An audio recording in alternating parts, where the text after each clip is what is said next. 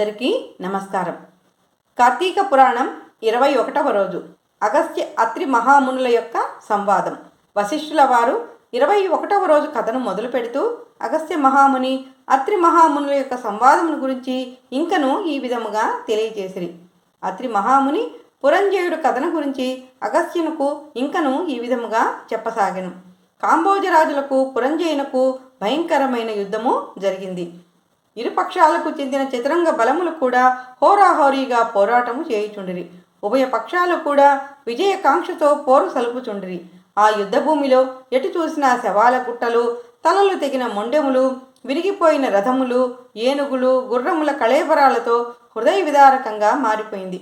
ఆ మహాయుద్ధమున వీరత్వము చూపి మరణించిన ప్రాణులను తీసుకువెళ్ళడానికి దేవదూతలు పుష్పక విమానంలో వచ్చారు. సూర్యాస్తమయం వరకు జరిగిన ఆ భయంకర యుద్ధములో కాంబోజాది రాజులు 3 వంతుల సైన్యమును కోల్పోయినప్పటికీ పురంజయుని సైన్యమును అత్యంత సాహసముతో పట్టుదలతో ఓడించారు. ఎంతో పెద్ద సైన్యము ఉన్నప్పటికీ పురంజయునకు అపజయమే మిగిలింది. దానితో పురంజయుడు రహస్య మార్గము గుండా శత్రువుల కంటపడకుండా తన గృహమునకు పారిపోయాడు. బలోపేతులైన శత్రురాజులు రాజ్యాన్ని ఆక్రమించుకున్నారు. పురంజయుడు అవమాన భారంతో దుఃఖించుచుండెను. ఆ సమయంలో వశిష్ఠుల వారు పురంజయుని వద్దకు వచ్చి అతనిని ఊరడిస్తూ, ఓ రాజా, ఇంతకుముందు నేను ఒకసారి నీ వద్దకు వచ్చాను. అప్పటికే నీవు ధర్మభ్రష్టుడవై జీవిస్తున్నావు. ధర్మ మార్గంలో నడవమని నేను నీకెన్ని హితువులు చెప్పినా నీవు వినలేదు. నీవు భగవంతుని సేవింపక అధర్మ మార్గంలో నడవడం చేతనే ఇప్పుడు రాజ్యభ్రష్టుడవయ్యావు.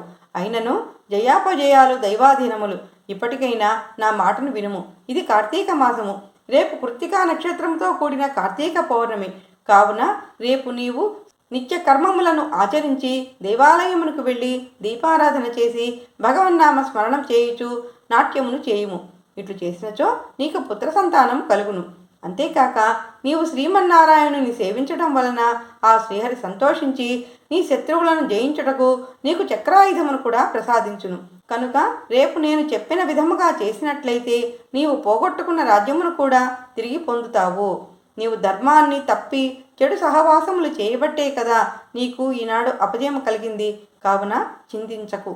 ఆ శ్రీహరిని మదిలో తలచి నేను చెప్పినట్లుగా కార్తీక పౌర్ణమి వ్రతము చేయుము అని హితోపదేశము చేసెను. ఈ విధముగా అగస్త్య మహాముని అత్రి మహామునుల సంవాదమును గురించి జనకునితో చెబుతూ వశిష్ఠుల వారు 21వ రోజు కథను ముగించారు. ఇది స్కందపురాణే కార్తీక మహాత్యే 1వింశాధ్యాయ సమాప్తః. ఓం నమః శివాయ.